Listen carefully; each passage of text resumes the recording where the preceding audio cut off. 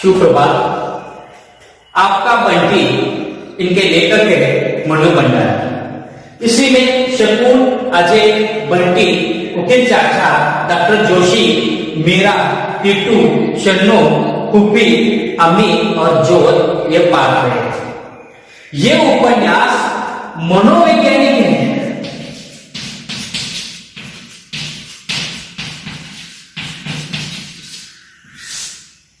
आपका बंटी यह मनोवैज्ञानिक उपन्यास है। इस उपन्यास में एक मानसिक बीमार किस तरह से होती है और बच्चों के ऊपर किस तरह से परिणाम होता है, इसका यथार्थवाद यहां पर मनु भंडारी ने प्रस्तुत किया है। आपका बंटी में शुरुआत में बता दी गई है। एक दिन बंटी अपने घर में पुराना खिलौना लेता है और पुराना खिलौना बंदूक रहता है और बंदूक लेकर अपने दोस्तों के पास पहुंच जाता है। उनके दोस्त का टीटू और शन्नो था। टीटू और शन्नो दोनों कैरम बोर्ड खेल रहे थे। तो वहां पर बंटी पहुंच जाता है। बंटी अपनी बंदूक लेकर टीटू के यहां पर कनपटी को लगाता है।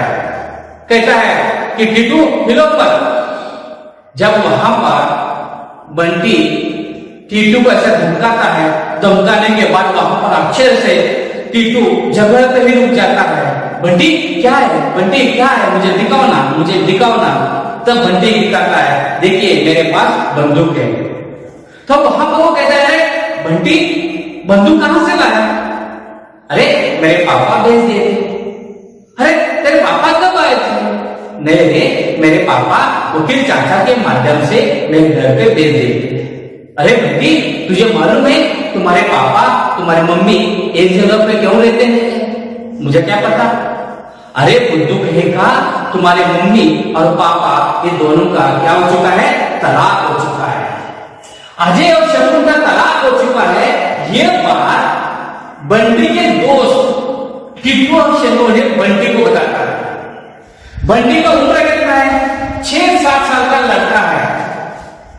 जब 6-7 साल का लड़का को समाज का कुछ मालूम ही नहीं है, तब वो दूसरों के माध्यम से समझ पाता है कि तुम्हारा मम्मी और पापा का क्या हो चुका है? तलाक हो चुका है। जब 6-7 साल का लड़का बंटी को ही मालूम नहीं है तलाक होने क्या है, और बंटी भी अपने दोस्त से पूछता है, अरे तलाक लेने क्या है?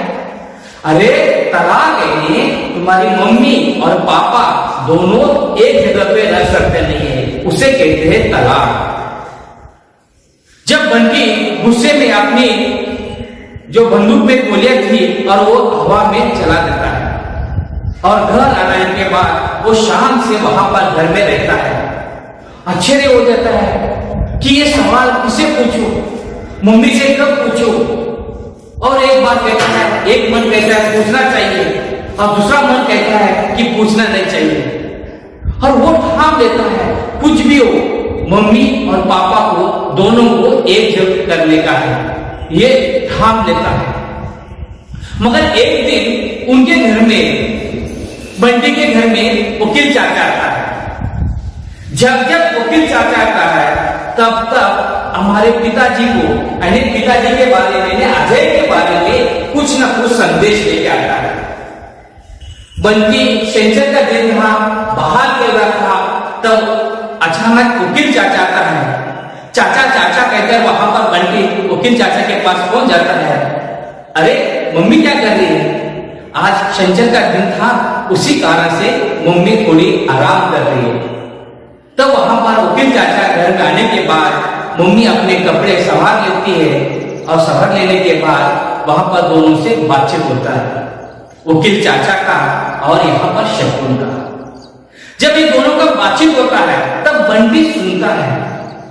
बंटी सुन रहा है कहकर दोनों अजय के बारे में यहाँ पर बातचीत करते हैं। तो वहां पर वो कहते हैं शाम के समय में बातचीत करेंगे। शकुन कहती है चाचा आप थोड़ा सा आराम कर लीजिए। वकील चाचा तब थोड़ा आराम कर लेता है और शाम के समय में शकुन, वकील चाचा दोनों वहां पर लॉन में बैठकर बातचीत करते हैं। तो बंटी धम से वहां पर जाकर वकील चाचा के पीछे जाकर वहां पर सुनने का प्रयास करता है। तब वहां पर वकील चाचा कहता है कि अजय मीरा के संबंध में आ चुका है, अजय मीरा के संबंध में आ चुका है, अजय तलाक लेना चाहता है और अजय नई जिंदगी शुरुआत करने के लिए प्रयास कर रहा है मीरा के साथ। अजय ने ठान लिया है कि मुझे तलाकी चाहिए। तब वहां पर वकील चाचा कहता है शकुन को, शकुन तुम भी शकुन की तरह जीने का प्रयास करो। आप कब तक रहेंगे ऐसे बंटी के ऊपर, आप खुद स्वयं निर्भर हो जाओ। तो वहां पर शकुन को कहता है वकील चाचा कि शकुन तुम शकुन की तरफ जीने का प्रयास करो। सीधा सीधा वकील चाचा का कहना था कि शकुन तुम डॉक्टर जोशी के साथ शादी कर लो, क्योंकि वकील चाचा का तीर चलाना ऐसा था कि जब जब बंटी बीमार गिरता था तब बंटी के बहाने डॉक्टर जोशी के पास पहुंचती थी। डॉक्टर जोशी ये दिल्ली के प्रसिद्ध डॉक्टर है। कई दिन पहले उनकी पत्नी गुजर गई थी और उन्हें 2 बच्चे थे, एक अमी और दूसरा जोत। मगर इन दोनों का थोड़ा सा दोस्ताना बढ़ चुका था, दोस्ती में थोड़ा सा प्रेम यानी प्यार में हो चुका था। मगर यहां पर वकील चाचा को पता चला था और वकील चाचा पता चलने के कारण से वकील चाचा कहता है कि आप भी एक नई जिंदगी शुरुआत करो। तुम बंटी के बारे में ज्यादा चिंतित मत हो। बंटी की जगह पे है और आप आपके जगह पे रहो, ऐसा यहां पर वकील चाचा शकुन को सलाह देता है। अजय और शकुन का दोनों का तलाक हो जाता है। तलाक होने के बाद अजय एक नई जिंदगी मीरा के साथ शुरुआत करता है। शकुन एक डॉक्टर जोशी के जीवन के साथ यहां पर शुरुआत करने के लिए प्रयास करती है। कई दिनों के बाद शकुन बंटी से कहती है, बंटी आज हमें बाहर घूमना है। बंटी बहुत सारे उत्साह के साथ तैयार हो जाता है। इधर मम्मी भी तैयार होती है और इधर बंटी भी तैयार होता है। बंटी को ऐसा लग रहा है कई दिनों के बाद आज मम्मी बहुत खूबसूरत लग रही है और बंटी तैयार हो जाता है और मम्मी भी तैयार हो जाती है और बाहर से डॉक्टर साहब आ जाते हैं गाड़ी लेकर और हॉर्न बजाता है। हॉर्न बजाने के बाद वहां पर बंटी का जो सारा उत्सव था, सारा जोश था, वो सारा जोश खत्म हो जाती है और मम्मी कहती है चलो चलो चलो बंटी, डॉक्टर साहब आ गए, चलो वहां पर गाड़ी में बैठो। और डॉक्टर साहब, शकुन और यहाँ पर बंटी, टीटू, शन्नो, ये 5 लोग यहाँ पर एक बगीचा में जाते हैं और बगीचा में जाने के बाद और अम्मी और जोत बाहर खेलने जाते हैं और बंटी मम्मी को छोड़कर बाहर जाता नहीं है। तब वहां पर शकुन कहती है, बंटी तू यहाँ पर क्यों बैठा है? जा वो देखो टीटू और शन्नो और अम्मी और जोत कैसे चल रहे, उसी तरह से तुम भी चलो जाओ। ऐसे यहाँ पर मम्मी बंटी को जबरदस्ती के साथ बाहर भेज देती है। बंटी दूर दूर से मम्मी को देखता है और वहां पर डॉक्टर जोशी शकुन को बगल में लेता है और बगल में लेकर वहां पर शकुन को कहता है, वाह बहुत हैंडसम है आप। ऐसे कहने के बाद वहां पर मम्मी का चेहरा हंसना आता है, नहीं शकुन हंसती है। शकुन हंसने के कारण से यहां पर बंटी को बहुत गुस्सा आ जाता है। मगर यहां से बंटी को थोड़ा थोड़ा सा यहां पर एक मानसिक बीमार शुरू होती है कि मेरी मम्मी डॉक्टर जोशी के नजदीक क्यों है और जो कुछ भी घर में होता था पहले मेरे लिए था, मगर आज जो कुछ भी हो रहा है ये डॉक्टर जोशी के लिए हो रहा है। ऐसी सारा मानसिकता यहां पर बंटी में दिमाग में था। सब गांव में चर्चा हो रहा है कि यहां पर कि डॉक्टर जोशी के संबंध में यहां पर शकुन है। शकुन एक कॉलेज की प्रिंसिपल थी और कॉलेज में भी चर्चा है कि शकुन और डॉक्टर जोशी का यहाँ पर एक संबंध है। ये सारा माहौल चल रहा था, इसी माहौल में और ये दोनों एक दिन शादी कर लेते हैं। शादी के लिए ना घोड़ेबाज है, ना आतिशबाज है, ना बैंड है, ना बाजा है, ना कुछ नहीं। शकुन का जो कुछ भी सामान था, ये सारा सामान डॉक्टर जोशी के घर पे शिफ्ट करने का था। और ये सारा जो कुछ भी सामान था, ये सारा सामान डॉक्टर जोशी के घर पे शिफ्ट किए। शिफ्ट करने के बाद शकुन बत्रा के माध्यम से, अभी शकुन बत्रा नहीं है, अभी शकुन जोशी बन चुकी है। एक खन्ना साहब आता है, शर्मा साहब आते हैं उनके घर पे, और शर्मा साहब आने के बाद वहां पर डॉक्टर जोशी पहचान करके देता है, ये मिसेस जोशी है, ये अजय है, और ये कौन है, बंटी है, ये अमी है, ये जोत है। ऐसा सारा पहचान डॉक्टर जोशी करके देता है। मगर बंटी के दिमाग में ये रहता है, मैं जोशी नहीं हूं, मैं कौन हूं, बंटी बत्रा हूं, मैं अरूप बत्रा हूं। ऐसे बार बार बंटी को लग रहा था। मगर शादी होने के बाद बच्चों के लिए अलग कमरा रहता था और बड़ों के लिए अलग कमरा रहता था। मगर वहां पर बंटी अभी तक मम्मी को छोड़कर सोया नहीं है। न सोने के कारण से बंटी को शायद डर मालूम हो रहा था, मम्मी को छोड़कर नहीं रहना चाहिए। मगर डॉक्टर साहब के यहाँ पर बच्चों के लिए अलग कमरा था, बड़ों के लिए अलग कमरा था। उसी कारण से वहां पर सारे बच्चे दूसरे कमरे में सोए थे और बंटी डर सा वहां पर सो जाता है। और मम्मी यानी शकुन डॉक्टर जोशी एक कमरे में सो जाते हैं। अचानक बंटी को 12 बजे नींद खुल जाती है और नींद खुलने के बाद वहां पर अंधेरे में था, मम्मी मम्मी मम्मी मम्मी कहकर वहां पर चिल्लाता है। चिल्लाते चिल्लाते चिल्लाते यहाँ पर डॉक्टर जोशी के दरवाजे तक आ जाता है और डॉक्टर जोशी का दरवाजा खुल जाता है। और खुलने के बाद जो बच्चा जो दृश्य देखना नहीं चाहिए था, वो दृश्य वहां पर बंटी देख लेता है।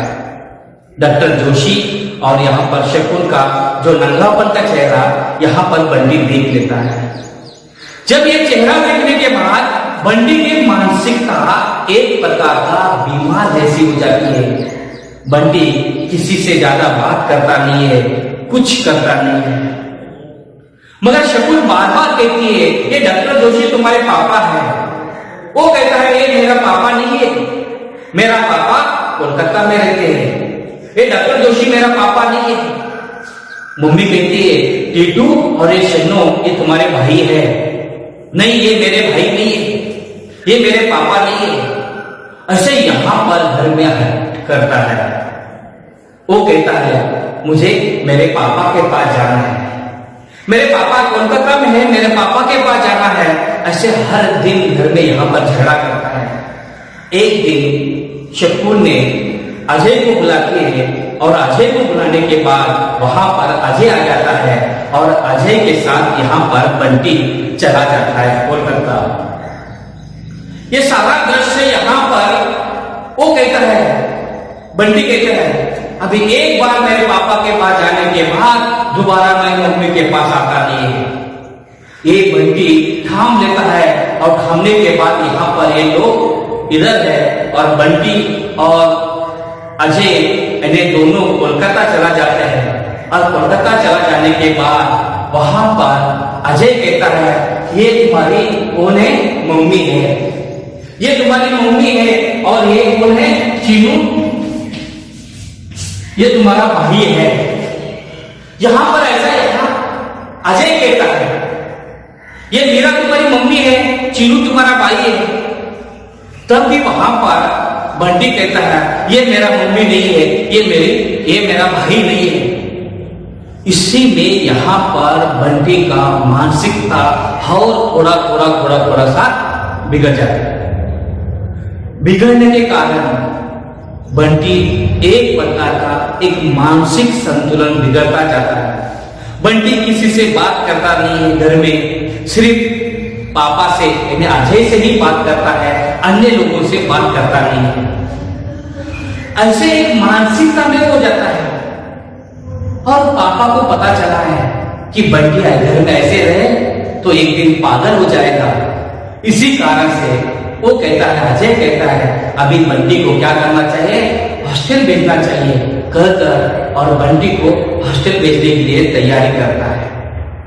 बंटी का जो संदूक था और संदूक लेकर बंटी को हॉस्टल भेजने के लिए यहां पर निकलते पेटी लेकर। मगर जब वहां पर बंटी पापा ये दोनों लेकर चला जाता है, जब वहां के प्रिंसिपल से बातचीत हो जाता है,